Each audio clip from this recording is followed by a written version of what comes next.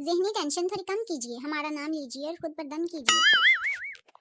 बस एक बार बिना रोए बहस करना सीख जाऊं, फिर एक एक को देखूंगा। गुस्सा अपनी जगह, लेकिन भाई हमसे तो नहीं मारा जाता मोबाइल दीवार पर। लड़के कार चलाएं, बाइक चलाएं, ट्रक चलाएं और हम लड़कियां ज़बान भी ना चलाएं। Oh no! हम लड़कियों का बस चले तो नावल से हीरो को बाहर निकालकर उससे शादी कर लें। Hey! हर गुजरता दिन आपको अरेंज मैरिज के नजदीक लेकर जा रहा है। Bonk.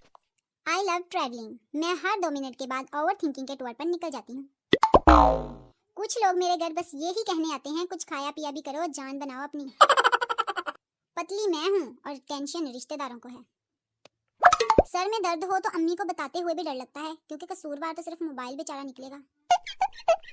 मैं, अम्मी नींद नहीं आ रही क्या करूं? अम्मी किताब खोले, नींद क्या मौत भी आ जाएगी तुझे।